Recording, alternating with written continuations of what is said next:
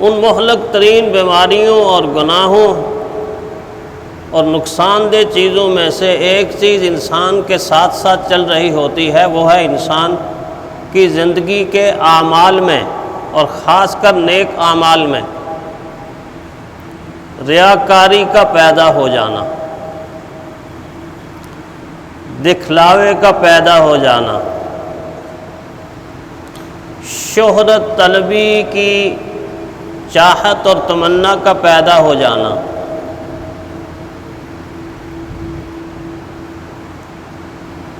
یہ ایسا خطرناک گناہ ہے کہ بعض مرتبہ انسان کو احساس ہی نہیں ہوتا، اور یہ گناہ اپنا کام تمام کر چکا ہوتا ہے، اپنا کام تمام کر چکا ہوتا ہے۔ اپنا کام تمام ہونے کا مطلب یہ کہ انسان کی تمام نیکی پر پانی پھیر چکا ہوتا ہے، نیکی ختم ہو چکی ہوتی ہے۔ جتنی محنت انسان نے کی ہوتی ہے وہ ساری محنت ضائع ہو چکی ہوتی ہے۔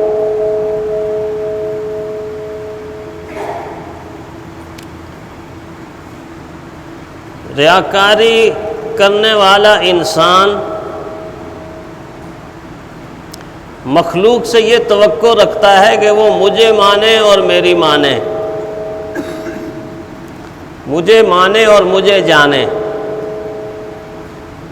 جبکہ اس کے مقابلے میں مخلص انسان جو ریاکاری سے دور ہے، اس کی دعوت یہ ہوتی ہے یہ اللہ کو مانے، اللہ کو پہچانے اور اللہ کی طرف آئیں۔ یہ فرق ہے ریاکاری کرنے والے کے درمیان اور مخلص انسان کے درمیان۔ یہی وجہ ہے کہ اللہ تعالیٰ کے انبیاء مخلصین ہمیشہ اللہ تعالیٰ کی ذات کی طرف بلاتے رہے، جبکہ ان کے مقابلے کے اندر جو لوگ آئے ہیں وہ اپنی ذات کی طرف لوگوں کو بلاتے تھے۔ فرعون نے کہا انا ربکم الاعلی، میں سب سے بڑا رب، اور اس کے مقابلے میں موسیٰ علیہ السلام نے کیا فرمایا؟ سبحان ربی الاعلی، میرا پروردگار بہت آتا ہے، میرا رب بڑا اعلیٰ۔ نمرود نے کہا انا احیی و امیت، انا احیی و امیت، میں بڑا طاقتور ہوں، زندگی بھی دیتا ہوں، مار بھی دیتا ہوں۔ جیل کے قیدی کو چاہوں تو ایک حکم سے آزاد کر دوں، زندگی مل گئی، اور چاہوں تو جیل کے دروغے کو حکم دے دوں اس کی گردن اڑا دو، میں زندگی بھی دیتا ہوں، موت بھی دیتا ہوں، اپنی ذات کی طرف بلایا۔ جبکہ نمرود کے مقابلے میں ابراہیم علیہ السلام نے کیا کہا؟ ربی الذی یحیی و یمیت، ربی الذی یحیی و یمیت، تو زندگی دینے والا نہیں، تو موت دینے والا نہیں، میرا پروردگار زندہ بھی کرتا ہے اور مارتا بھی۔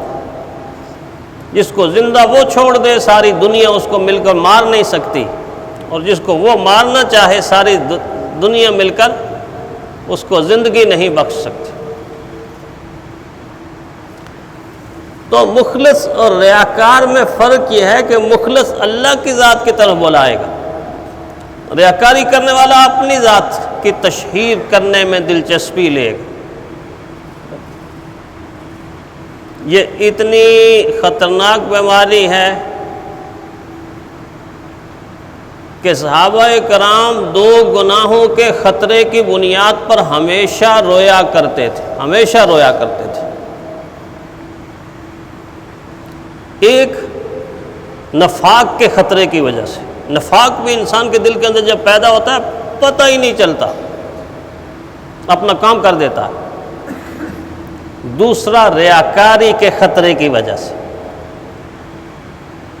حضرت عمر رضی اللہ تعالیٰ عنہ مسجد میں داخل ہوئے اور ایک کونے میں دیکھا حضور صلی اللہ علیہ وسلم کے صحابی حضرت معاذ ایک کونے میں زار و کتار رو رہے ہیں، الگ بیٹھ کے رو رہے ہیں۔ تو حضرت عمر رضی اللہ تعالیٰ عنہ نے قریب جا کر پوچھا کیا معاملہ ہے، کیوں اتنے رو رہے ہو؟ تو عرض کیا امیر المؤمنین رسول اللہ صلی اللہ علیہ وسلم کی زبان مبارک سے میں نے خود سنا کہ حضور صلی اللہ علیہ وسلم نے فرمایا ذرہ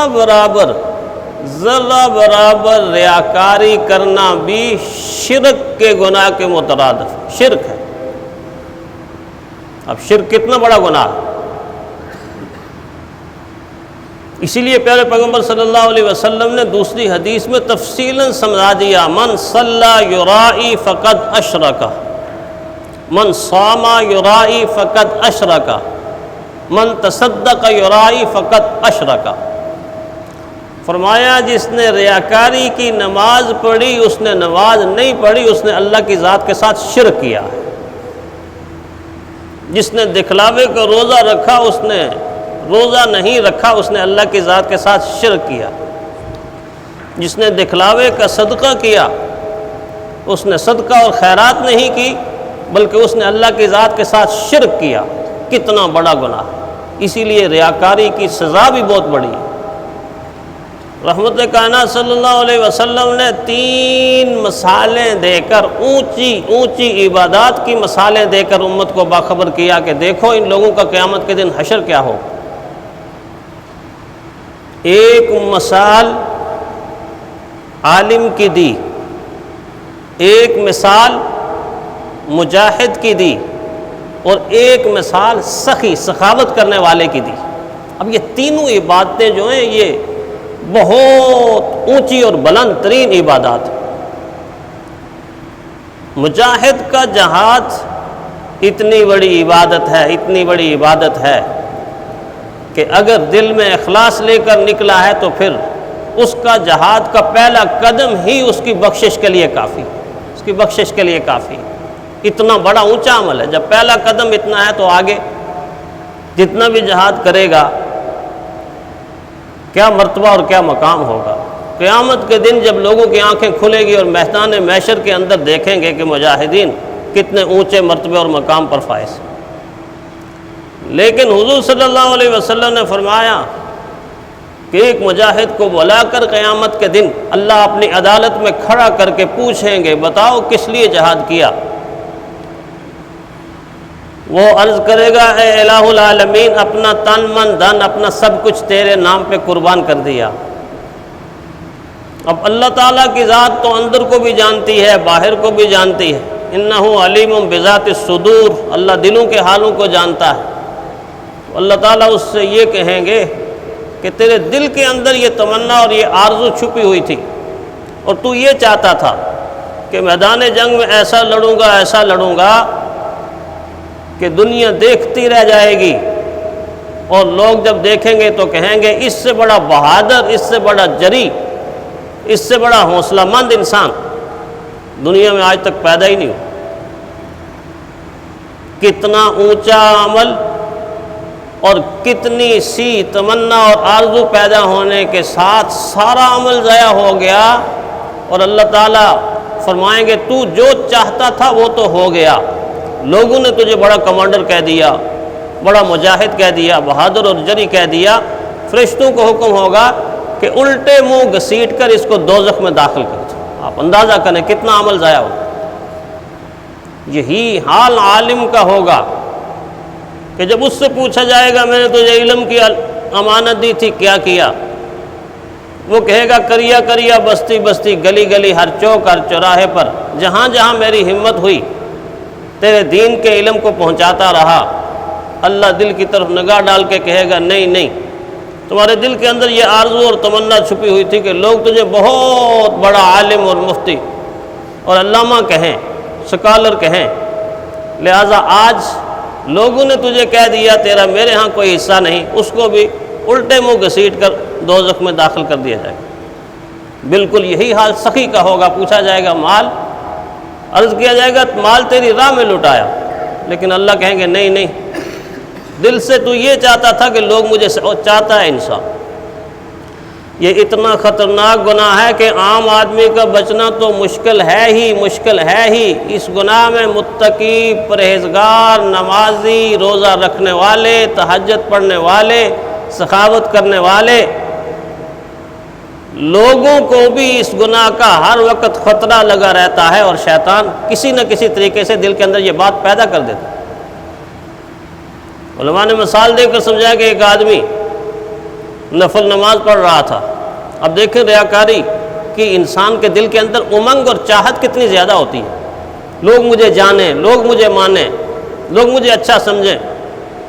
نماز پڑھ رہا ہے نفل، اور قریب ہی بیٹھے اس کے دو دوست، ایک دوست نے اس کی خوبیاں گنوانا شروع کر دی۔ اور ہوتا یہ ہے کہ آپ کسی آدمی کی تعریف صبح سے شام تک کرتے رہیں، مسلسل کرتے رہیں، شام کو اگر اس سے آپ پوچھیں کہ آپ کا دل بھر گیا ہے، سیر ہو گیا یہ سن کے، تو وہ کہے گا ابھی سیر نہیں ہوا، ابھی اور تعریف ہونی چاہیے۔ تو اس کا ایک دوست دوسرے کو اس کی خوبیاں سنا رہا ہے، یہ سخاوت بڑی اچھی کرتا ہے، یہ با اخلاق ہے، یہ ملنسار ہے، ساری اس کی ساری کی ساری خوبیاں جو ہیں جو نہیں ہیں ساری کی ساری سنا رہا ہے، اور یہ وہ نماز کے عالم میں سن رہا ہے۔ اب توجہ تو نماز سے ہٹ گئی، اپنی تعریف کے اندر لطف آنا شروع ہو گیا۔ کچھ دیر کے بعد جب ساری کی ساری خوبیاں سنا کے وہ ختم ہوا، تو یہ نماز کے دوران ہی بول اٹھا اور اس کو کہنے لگا ایک رہ گئی ہے، وہ یہ کہ میں نے 7 حج بھی کیے ہوئے، 7 حج بھی کیے ہوئے۔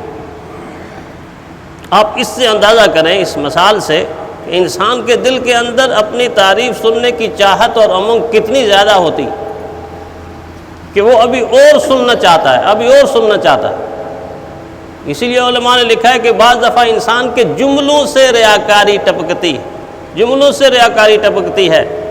مثلا کسی انسان نے کوئی واقعہ سنایا، اور واقعہ یوں سنا رہا ہے کہ جی میں جب 5ویں مرتبہ حج کے سفر میں گیا تھا تو یہ واقعہ پیش آیا تھا۔ فرمایا اس کے اس جملے سے ریاکاری ٹپک رہی ہے، اس لیے کہ یہ 5ویں مرتبہ بتانے کی ضرورت نہیں تھی۔ اگر کوئی اہم بات تھی، ضروری بات تھی، تو یہ یوں کہہ سکتا تھا کہ حج کے سفر کے دوران یہ واقعہ پیش آیا ہے۔ اب 5ویں مرتبہ بتانے کا مطلب یہ ہے کہ میں 5 حج کم از کم کر چکا ہوں، 5 حج کر چکا ہوں۔